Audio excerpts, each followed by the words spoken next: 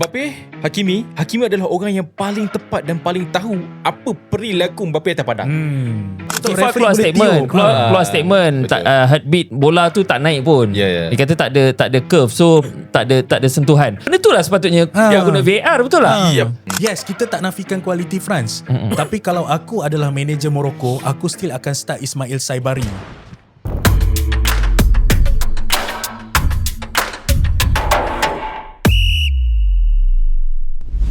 Assalamualaikum dan selamat datang ke LM90 episod yang ke-8, part yang pertama. Alhamdulillah, England hampir-hampir balik awal weh. Itu je aku nak cakap. Sebelum kita cerita lebih panjang lagi, aku nak cakap England bernasib baik. Dan hari ni aku tak bawa lah Burn, sebabnya bawa Burn cerita pasal England takut sampai maghrib kita orang borak nanti.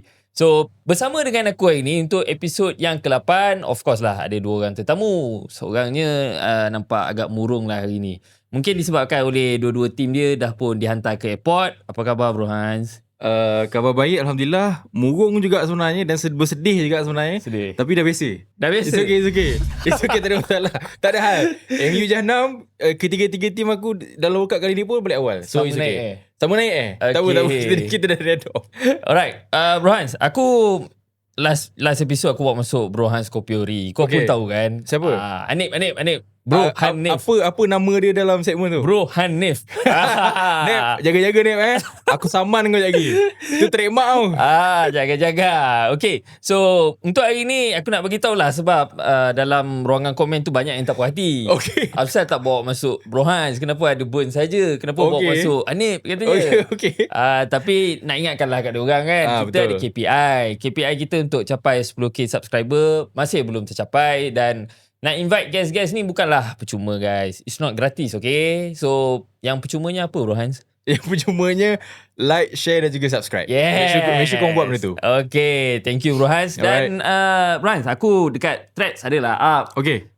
Kita nak carilah kawan-kawan daripada Threads yang mana kita nak buka. Mungkin boleh jadi platform juga kita punya LM90 ni kan. Untuk speaker-speaker baru dekat luar sana. Betul. Mana yang pandai berbicara tentang bola sepak, kita nak bagi peluang untuk masuk. Dan Alhamdulillah kita dapat sambutan yang sangat baik sebenarnya. Yang berminat tu ramai, yang DM pun ramai. Tapi tak boleh nak bawa semua. Betul. Mungkin nanti aku bedak sikit lah dekat Forest Studio dia jadi penuh kat sini. Ramai sangat tak boleh. Kalau final boleh kita buat nanti. Final boleh. InsyaAllah. Tapi kena dapat dulu 10k subscriber. Guys, untuk menunaikan janji, hari ni aku bawa masuk seorang warga Threads yang kita dah tapis. Kita nampak dia ni calon yang terbaik lah untuk kita bawa masuk sebagai pioneer lah Betul. masuk dalam LM90. Selamat datang Alif Azizan. Hai, Assalamualaikum. Nama saya Alif Azizan dan terima kasih pada Mike Kening sebab kutip saya dari Threads. Perkataan kutip tu jangan. Disclaimer, Terima kasih. ini adalah pure daripada Threads, pure warga Threads dan pure netizen. Yes. Ingat Okay, ini follower kita daripada Threads lah.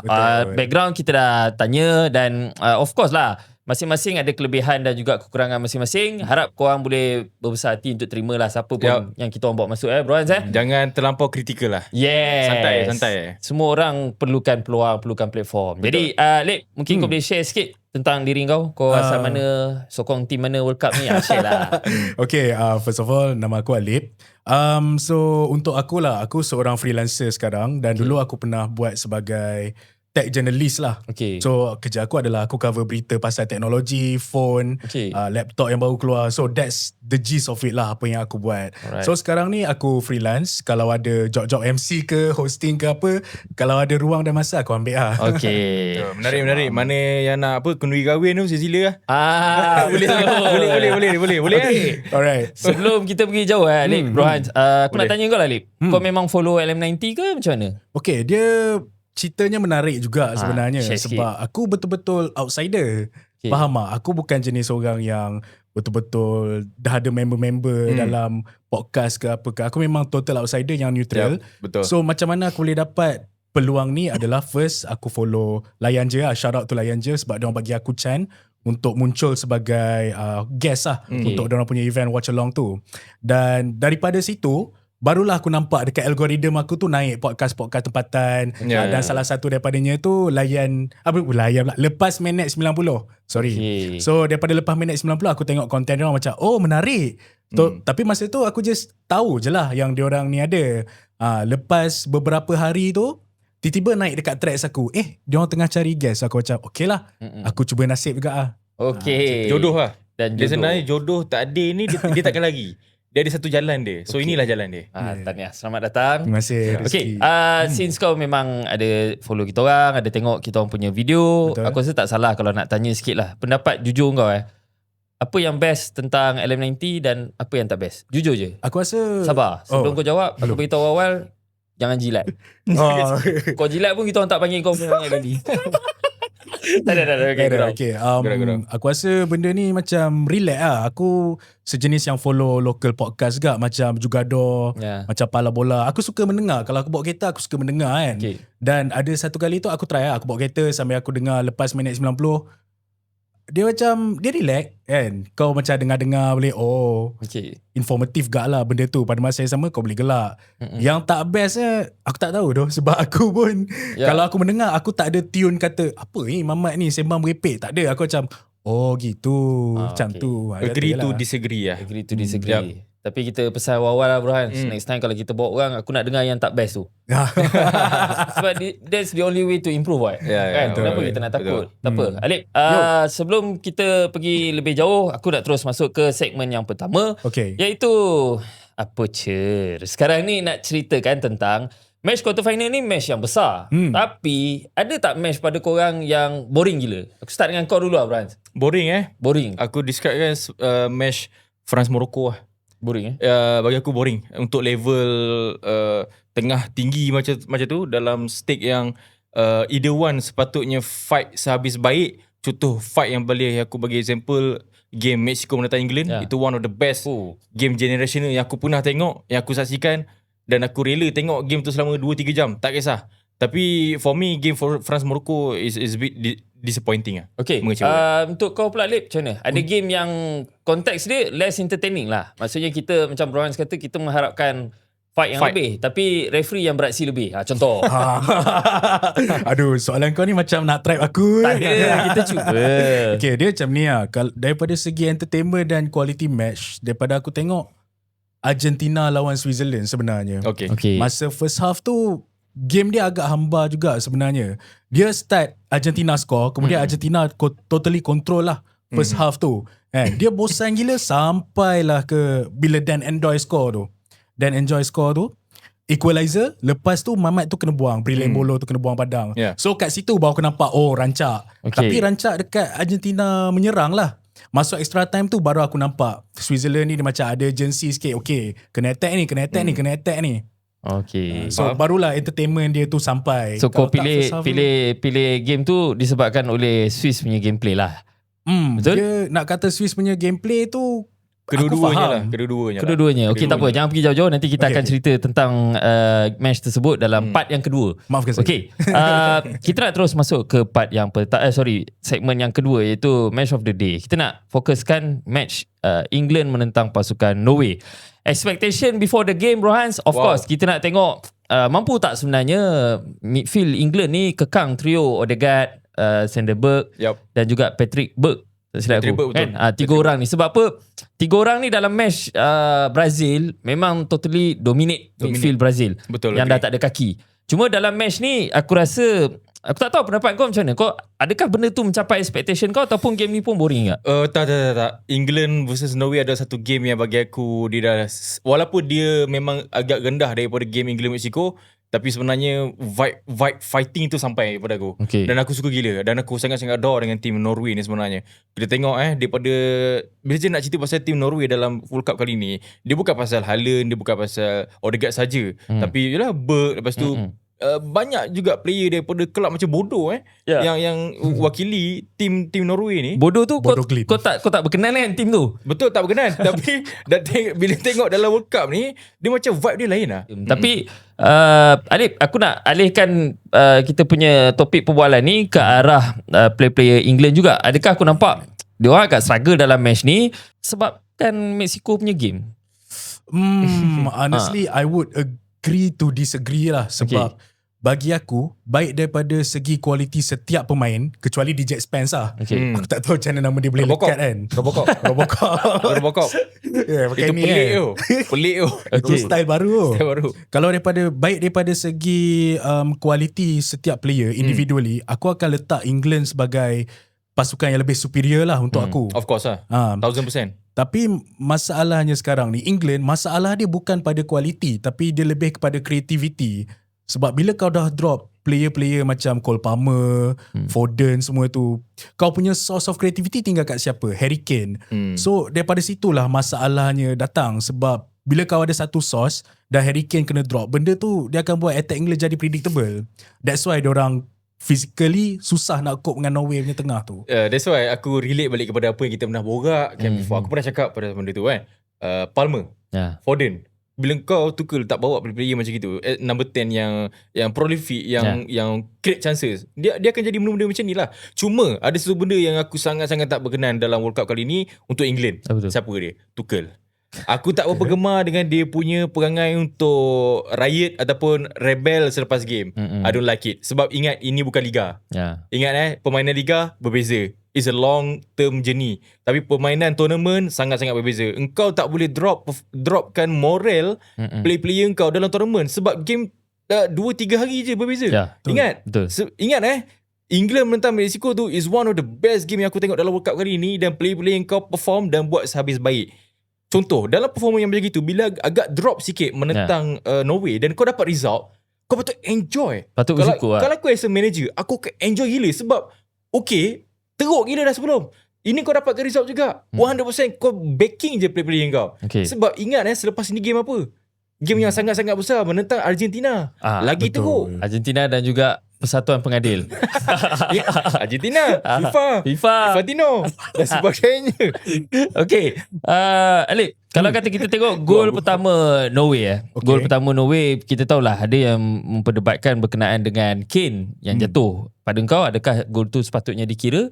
Konteks dia, aku bandingkan pula dengan apa yang berlaku dalam match Egypt menentang Argentina. Aku suka. Sebab minimal foul, same thing, tapi inconsistent. Pendapat kau? Okay, pada pendapat aku lah kan, berkenaan dengan gol pertama yang shoulder lob tu daripada kiri tu, great goal by the way. Bagi aku that was never a foul lah brother. Sebab bola sepak ni contact sport. Kalau semua benda kau nak call, then tak boleh lah gitu kan. So benda tu sikit je. Dan kalau kita betul-betul nak debatkan pasal konsistensi referee, gol penyamaan England tu juga ada satu kontroversi. Kau bayangkan goalkeeper si Nilan tu, dia ambil goal kick. Bola tu kena kabel ke atas dan bola tu tengah-tengah bertukar arah sebelum jatuh ke player England. Player England dapat bola, terus pap, terus habis score, equalizer. Tapi masa tu player Norway dah protes. Tapi kau tahu tak apa referee punya reply dia? Dia kata, sensor dalam bola tak detect apa-apa. So itu pun satu lagi kontroversi dan inconsistency jugalah sebenarnya kalau kau nak tanya aku. Sebab Bro Hans, kenapa aku soal tentang gol pertama tu, banyak berlaku dalam World Cup kali ni. Not even just game Argentina lawan Egypt tu. Game-game sebelum ni pun banyak. Ada kekasaran yang sangat-sangat minimal, tapi bila VAR interfere, benda tu jadi macam potong steam lah sebenarnya. Dia banyak gila level of inconsistency. Aku cuba nak relate kenapa orang bengang dengan Argentina. Itu peak lah maknanya. Peak inconsistency lah. Tapi bukan Argentina. Kalau orang target Argentina, bagi aku tak fair langsung. Sebab banyak lagi tim-tim sebelum yang buat banyak gila dan banyak gila game. Contoh Paraguay menentang lagi jahat. Itu dah macam kau nak roboh, nak pecah rumah. Dia boleh lari, dia boleh dada orang tu tak kena yellow. Lepas tu kaki boleh naik selamba. Tak ada apa-apa. Lepas tu dalam game Ghana menentang England contohnya, ada satu penalti yang sebenarnya itu adalah sangat-sangat penalti. Clear and obvious. 1000% penalti, tapi tak dibagi penalti. Faham tak? Dia banyak gila level inconsistency, dan aku suka nak relate balik pada podcast cerita yang sebelum ni. Which is dalam episod berapa aku tak ingat, tapi aku ada sebut pasal ini adalah problem bila referee ataupun VAR ni cuba untuk micromanage everything. Betul. Itu adalah satu problem.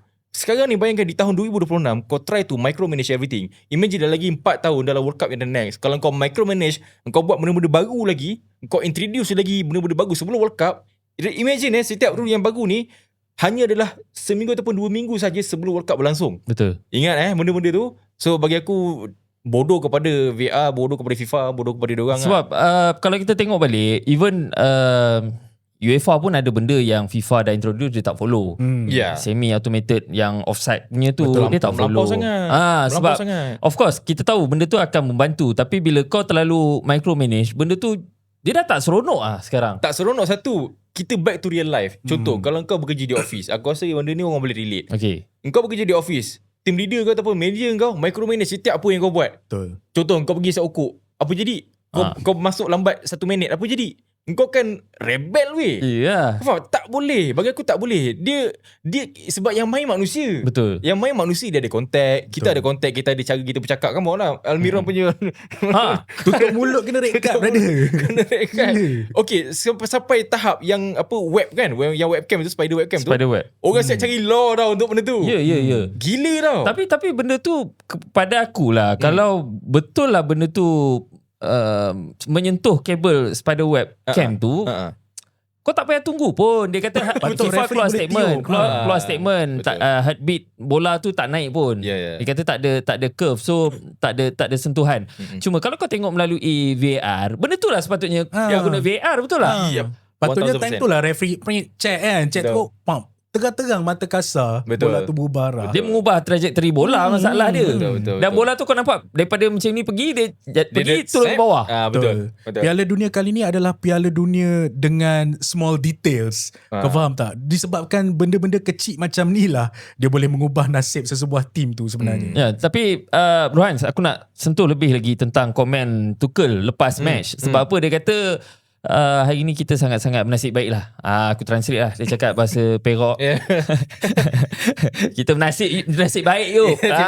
Nasib baik tak kena. Nasib baik tak kena gol, dia kata kan. Sebabnya banyak keputusan-keputusan ataupun decisive punya moments memihak kepada England. Sekarang ni persoalan dia adalah kau nak result ataupun kau nak main cantik. Sebab kau cakap tadi ni bukan liga mah kan? Betul. Kita nak result 1000%. Tapi dia dalam post match press conference pula, dia kata dalam masa yang sama kau kena faham, aku ni football coach. Kan? Aku ni football coach, of course aku nak tim aku ni main cantik.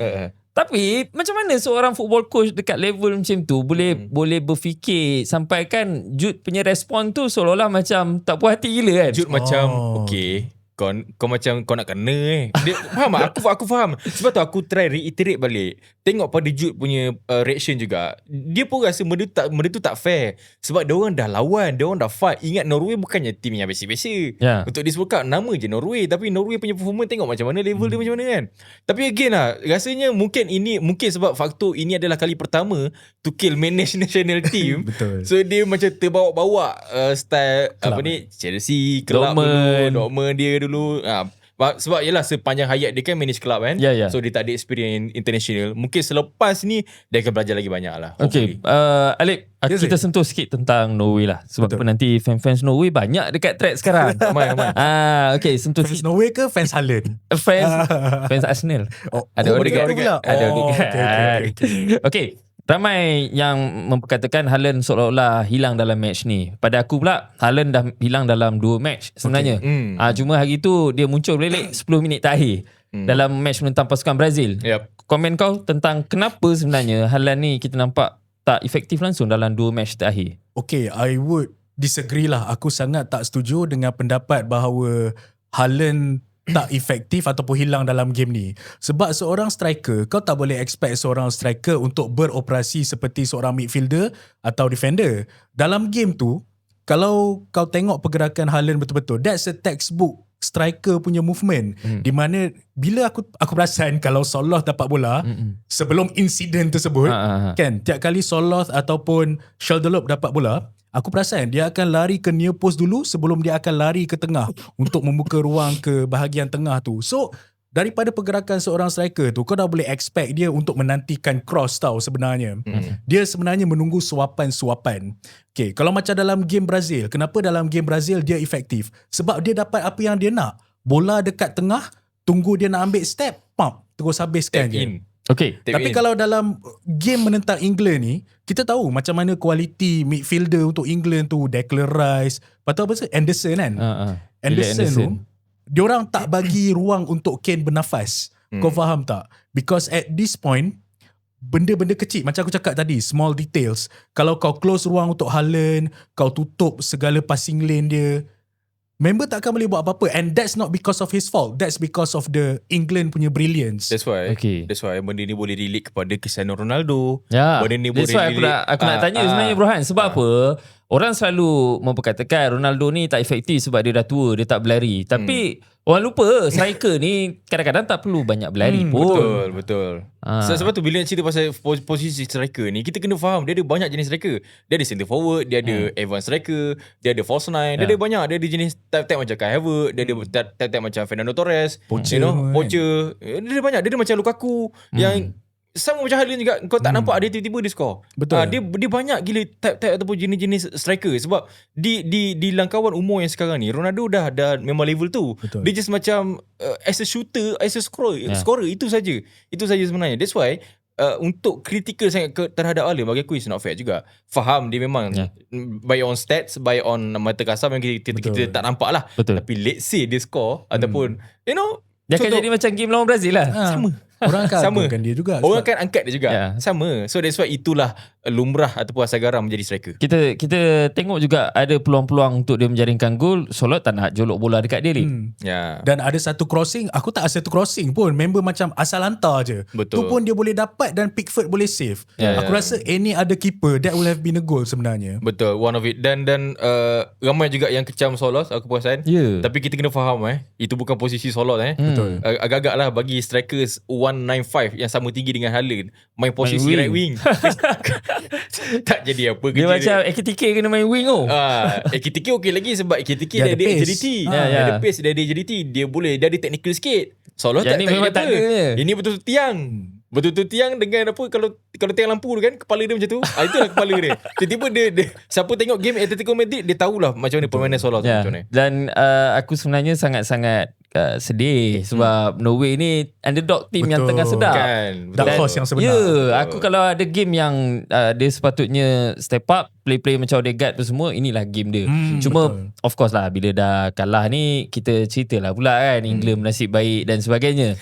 tak nak cerita lebih panjang sebab kita nak terus saja ke segmen yang seterusnya, iaitu Tactical Talk. Kita nak bercerita tentang perlawanan France menentang Morocco. Ini adalah perlawanan pertama untuk quarter final kali ni. Tapi kenapa aku letak dalam Tactical Talk, sebab banyak benda sebenarnya yang kita boleh ceritakan, especially tentang macam mana France tekan pasukan Morocco. Kita tahu Morocco ni dominan dengan bola. Betul. Aku rasa dalam World Cup kali ni tak salah kalau aku kata lepas daripada Spain, Morocco adalah tim kedua yang very good on the ball. Betul. Okay. Dan kalau kita tengok dalam match ni pula, France datang dengan satu idea yang aku tak nak bagi komen. Macam mana sekalipun aku tak nak bagi komen. Apa pendapat kau, Brian? Aku agree. Bila pasal tengok tactical France ataupun Morocco, aku faham apa yang Morocco cuba sampaikan. Walaupun pegang bola, tapi kita nampak a very negative gameplay daripada Morocco. That's why aku calonkan itu adalah game terburuk ataupun match terburuk yang aku paling tak suka tengok. Dan kalau aku tak tengok pun tak apa. Fair. Sebab game dia memang tak best. Sejujurnya kau tengok fully dribble daripada team France, dan juga attacking bertahan dan passing around daripada geng-geng Morocco. Engkau tak boleh just passing kat bawah dan tak tahu apa pun kehidupan kau dekat atas. Betul. Itulah yang berlaku. Dan kalau ada pun just a general shooting daripada contoh macam Hakimi dan sebagainya, sekadar lepas saja. Dan ingat dalam game France menentang Morocco ni, Morocco mencatatkan 0 big chance. So dalam game sepenting ini, untuk membawa negara kau ke atas lagi untuk beat team macam France, bagi aku 0 big chance is below par lah. Sangat-sangat teruk lah. Sangat-sangat kecewa sebab apa, aku rasa ni game yang paling besar. Turns out ni game yang paling boring. Aku setuju dengan kau. Tapi Alip, kita tengok scoreline ni cuma 2-0 kan. Betul. Kalau tak kerana Bono, aku rasa mau kena 5-0. Secara jujur aku rasa 10-0 pun boleh sebenarnya. Kalau tak disebabkan individual brilliance. Dan aku kan, setakat ni aku tengok World Cup, aku tak pernah tengok lagi keeper yang save lebih daripada 2, maybe 3 penalti dalam satu kejohanan. Aku sampaikan dia punya hebat tu, orang boleh canang kat social media, kata this is the Bono. Kau faham tak how iconic you have to be? Macam Anthony Panenka.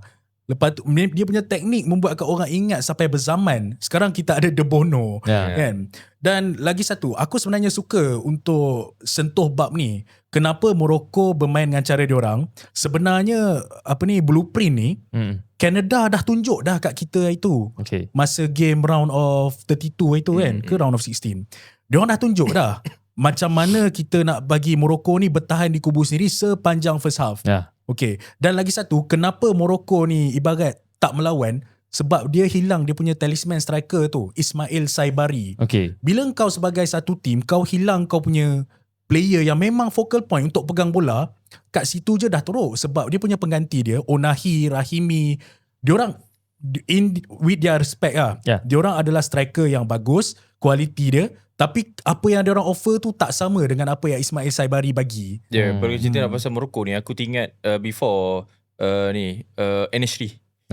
Sosok macam Enesri, Saibari, dia adalah level-level kepitingan ataupun sosok yang lebih-lebih kurang. Dia orang perlukan striker macam gitu untuk advance. Tapi bila tengok Saibari tak ada ni, terus tak jadi dia orang punya gameplay. Betul. Sebab ingat kebergantungan dia orang kepada Saibari daripada first game tau. Imagine dalam game sepenting lawan France tak ada Saibari, tak jadi apa lah. So that's why kita nampak result yang macam gitu lah. Jadi aku rasa kesimpulan dia untuk Morocco ni kesilapan pemilihan pemain. Sebab apa? Kalau kau pakai Sofian Rahimi dalam match-match sebelum ni untuk gantikan Saibari, aku still rasa gameplay tu tak banyak berubah.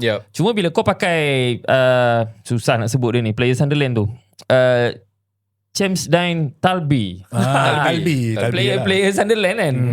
Bila kau pakai winger jadi false nine dekat depan dan benda tu tak menjadi, lain. Lama gila kau ambil masa untuk ubah. Aku tak tahu kenapa sampaikan second half baru perubahan tu berlaku. Pada engkau, adakah kesilapan tu yang sebenarnya efek Morocco ataupun France sendiri yang tekan Morocco? Kalau first of all, aku setuju dengan kau punya pendapat bahawa France menekan Morocco kau-kau lagi-lagi dengan kualiti yang dia orang ada. Yes, kita tak nafikan kualiti France. Tapi kalau aku adalah manager Morocco, aku still akan start Ismail Saibari. Sebab impak dia sama seperti Salah dalam tim Egypt. Kau bayangkan, Egypt, Salah injured hamstring ni, half a hamstring. Tapi dia masih lagi main 90. Makna kata, manager dia tu betul-betul letak kepercayaan yang penuh pada dia untuk carry pasukan tu. Okay, but to be fair, aku rasa injury yang dialami oleh Saibari agak teruk lah. Sebab tu dia tak diturunkan. Sebab kalau kau mempertaruhkan player yang injured just because of kau nak main dalam World Cup, It's not fair lah pada player tersebut. Tapi bagi aku, itu adalah gamble yang aku mungkin akan buat. Sebab player mana yang tak nak main dalam game sebesar tu? Semua orang nak main. Aku faham pendapat kau. Dan dekat Liga Malaysia pun kita pernah tengok Amri Yahya main dalam separuh akhir Piala Malaysia dalam keadaan ACL dia dah confirm complete tear. Aku tak nafikan benda tu pernah berlaku, tapi untuk zaman moden ni kalau boleh kita cuba elakkanlah benda tu. Kita satu benda, Bayern marah nanti. Member baru sign. Orang baru sign. Kau agak-agak kau letak. Orang baru sign, sekejap lagi kau letak macam tu, dia saman kau sekejap lagi. Hati-hati. Sebab apa, kita tengok cara France menekan Morocco ni sangat-sangat keras sebenarnya. Keras, dan heavy. tak bagi peluang langsung untuk player-player dia orang bernafas. Tapi aku suka cakap pasal France ni. Itu adalah bukan game terbaik France tau. For me, dalam this run of World Cup, game terbaik France adalah ketika menentang Senegal 3-1. Itu adalah game yang sebenarnya agak teruk orang tengok pada first half untuk France, tapi sebenarnya tidak. Cara dia compose kat belakang tu aku suka. Dan cara dia try to come back on the second half, try to win everything on the momentum, itu yang paling aku suka sebab dia ada banyak momentum. Dia ada momentum yang Senegal datang, Senegal menyerang teruk, dan ada momentum yang berkali-kali 2-3 kali passing yang France tiba-tiba pam, score, attack dan sebagainya. For me that's the best game lah. Okay, untuk bercerita lebih lanjut berkenaan cara France menekan Morocco ni, tolong saya Lip ambil board dulu Lip. Tarik ke kiri ke kanan pun boleh. Cabut kaki dia tak payah. Okay, jaga jangan tergabur. Tak apa, bagi je. Bagi je. Tak apa. Okay, so kalau kita tengok, hijau ni adalah pasukan France lah, dan merah ni adalah pasukan Morocco. So ini adalah fasa build up yang mana dua-dua tim turun dengan 4-2-3-1. Biasanya pada fasa build up, Morocco akan offer 2 centre back. Macam biasa kita tengok double pivot akan turun, number 10 akan tunggu. Betul. Cuma beza dalam match ni, France datang dengan man to man marking untuk memang buatkan player-player Morocco suffer. Yang mana player macam Mbappe akan tunggu dulu. biasanya dia akan tunggu tengok ke arah mana bola pergi. Contoh bola pergi ke sebelah kanan. So dia akan buat satu curve run, kita panggil. Curve run, kau akan tutup passing lane sebelah sini, yang menyebabkan dalam keadaan ni number 10 Olise akan ikut, player-player macam Kone pun akan tolak naik. Dalam keadaan ni player kau tak ada option untuk main bola dekat kaki. Kau dah tak boleh patah balik sebelah sini. So apa yang option Morocco ada sekarang ni adalah to play it long ball lah. untuk hantar. So kebanyakan tim-tim yang cuba untuk build up, biasanya dia ada satu player yang pressing resistant lah bro. Yang betul. kau boleh turn on under pressure, kau boleh half Lepas turn, tu betul. dan kau boleh buat kau boleh combine, kau boleh combination play dengan kau punya wide player. Ini adalah basic lah untuk player-player yang ataupun tim-tim yang main play out from the back, cuba untuk invite pressure. Dan bila dalam keadaan macam ni, biasanya diorang akan ada advantage lah, space yang besar dekat belakang. Tapi ini tak berlaku untuk pasukan Morocco. Sebab apa? Kalau kau tengok statistik Unahi, Ayub Buadi semua ni, banyak hantaran-hantaran ni habis dekat sini. Betul. Dia main dekat area sini je. Betul. Patah balik, main balik tengah. Dia tak boleh nak keluar. Sebab apa? Ditekan dengan sangat-sangat agresif oleh player France. Betul. Dan aku setuju Bro Hans kata ni antara game yang paling buruk France main sebenarnya. Sebab apa? Diorang dah tahu dah Morocco ni bagus dengan bola. So kalau aku pegang bola banyak pun tak guna. Sekarang aku nak make them suffer, aku tekan dia supaya dia tak boleh pusing. Betul. Taktikal yang sama sebenarnya dalam match Argentina menentang pasukan Switzerland yang kita akan cerita dalam part yang kedua nanti. Tapi untuk France menentang pasukan Morocco ni, suka aku sentuh tentang Kylian Mbappe. Sekali lagi Bro Hans, menunjukkan individual quality tu adalah beza lah antara satu tim dengan satu tim yang lain. Bila nak cerita pasal Kylian Mbappe ni banyak-banyak kan tolong-tolonglah menonton La Liga, menonton Real Madrid. Wah, awak dalam dia promote saya suka awak. Dia bukan apa. Orang cakap Mbappe Mr. World Cup, Mbappe Mr.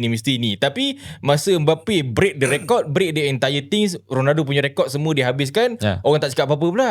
Padahal itulah Mbappe. Orang banyak tak tengok La Liga, tapi orang banyak tengok World Cup. Betul. That's why korang tahu apa yang berlaku pada Mbappe, apa yang Mbappe buat dalam World Cup, tapi korang tak perasan ataupun tak tahu apa yang Mbappe lakukan week in week out dekat La Liga. So tontonlah La Liga. Yes, dalam diam dia promote tu saya ingat tu.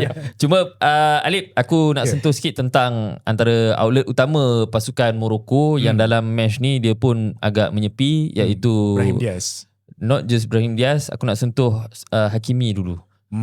Sebab apa dalam match ni dia seolah-olah macam dilema, aku nak naik ke aku nak drop. Sila Galip.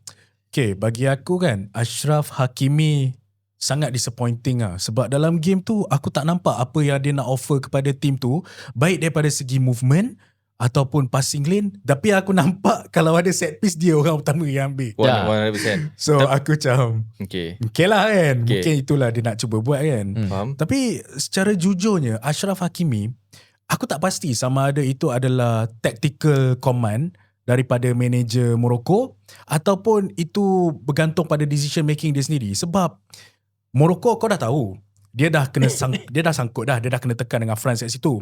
Tapi dia tak bagi option kepada defender-defender dia, baik untuk drop ke midfield ke, pergi ke midfield, baik untuk buka ke kanan, untuk tekan Ibrahim Diaz ke depan. So benda tu adalah benda yang aku tak nampak dalam game ni. Okay, sebab kenapa aku sentuh mengenai Hakimi Bro Hans. Kita tahu Hakimi ni player yang akan provide width lah bila Morocco pergi attack. 1000%. Dan dia punya DM Ayub Buadi akan drop as a third defender supaya ada space besar untuk dia punya right back, left back pergi ke atas. Tapi benda tu tak berlaku, adakah disebabkan oleh adanya dia Seri Due dekat sebelah dia tu Bro Hans? 100% itu pun antara faktor. Tapi sebenarnya faktor dia bukan sikit ataupun bukan satu dua, tapi banyak gila faktor yang menekan sebenarnya. Dia macam gini, bila nak kalau korang perasan Hakimi punya style, dia walaupun dia nampak macam itu, tapi dia adalah Roma juga tau. Dia Roma dekat bahagian kanan. Ingat bila Roma memerlukan Roma juga, which is Brahim Diaz, dan memerlukan player macam Saibari juga dekat bahagian depan. That's why kalau kau tengok dalam beberapa game yang Morocco perform gila ataupun PSG perform gila,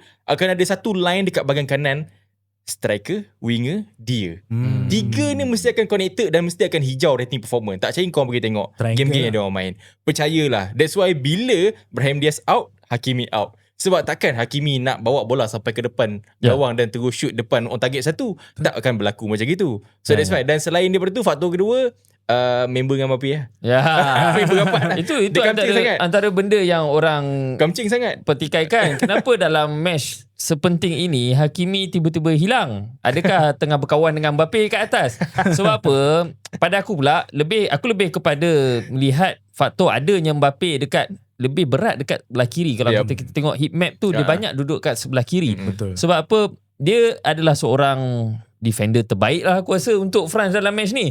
Sebab apa? Kau berjaya untuk pin Hakimi dekat Macam tu situ. je. Macam tu je. Macam tu je. By doing nothing. Bola tak ada pun kau pin Hakimi kat situ. Sebab apa? Dia sentiasa akan create situasi 2 lawan 1 tau. Dengan diserudui dekat belah kiri tu. Betul. Dan dalam keadaan macam tu, Hakimi of course akan ada dilema. Kalau aku naik, aku tinggal space. Betul. Kalau aku tak naik, belah kanan ni memang mampu Brahim Diaz ni kan. Aku jawab satu je. Simple. Macam gini. Mbappe, Hakimi adalah orang yang paling tepat dan paling tahu apa perilaku Mbappe atas padang. Betul. Dia nak tutup Mbappe dan seolah-olah dia berjaya ke arah itu. Tapi adakah anda sedar yang dia ada Dembele, dia ada Desire Doué. Betul. Sedar tak? Dia ada banyak lagi output belah kanan tu dan tengah tu yang kalau kau tutup pun pening lah. Ya, Kau faham tak? sebab betapa pentingnya Mbappe untuk tim France ni, kadang-kadang kita lupa. Player yang hilang ataupun miss penalty berjaya untuk bangkit menghasilkan satu gol yang bagi aku memang superb lah. Aku salute lah. Diktator. Sebab apa? Pilihan diktator. Aku tegur dia. Dia benda remedy aku macam ni. Aku harap dia perform lah Bruhans dekat La Liga lepas betul. aku lepas ni aku rasa Bruhans pun akan sokong France ni. Aku dah cakap awal-awal daripada World Cup tahun 2006 lagi aku memang menonton France banyak. Tapi aku punya max ada 3 je top team. Tapi aku memang jadikan France as a alternate option aku. Okay. So, tapi kau memang minat Netherlands kan dulu? Aku memang minat Netherlands gila. Okay. Aku suka cakap pasal benda ni. Netherlands, adakah anda tahu Netherlands bila dalam tempoh masa 20 plus year, adakah anda tahu yang Netherlands tak pernah kalah apa-apa game World Cup in 90 minutes? Wow. Okay. Menarik. Serius in 90 minutes tak pernah kalah? Tak pernah kalah. The last one dia orang kalah adalah waktu Battle of Nuremberg. Okay. Itu adalah Maksudnya satu-satunya. dia tak pernah kalah real time je lah. Dia orang tak pernah kalah real time. Tapi dia orang adalah negara yang tak pernah menang apa-apa. Tak pernah menang major trophy lah. Tapi betapa bahayanya Belanda ni. That's why aku support dia orang daripada dulu. 1998. Kau bayangkan aku memang suka gila kan dia orang. Van Bronckhorst, Van Bommel, Van der Vaart, De Kock. Aku tak boleh. Aku meremang borak pasal Belanda ni. Aku memang suka gila Belanda. Okay, tak apa. Jangan cerita panjang-panjang. Boleh. Kita cerita Euro nanti lah. Kau member dah tak ada. Yeah. Okay. Alright guys. Aku tutup dulu part yang pertama episod yang ke-8 ni. Sebab kita akan ada part yang kedua. Mungkin akan release dalam, kalau hari ni aku release petang, mungkin part kedua aku release malam lah. Sebab apa, kita tak nak konten ni basi. Boleh. Lama-lama. Apapun, terima kasih Bruhans dan juga Alip. Azizan. Jangan lupa tunggu kita orang dalam part yang kedua selepas ini. Assalamualaikum.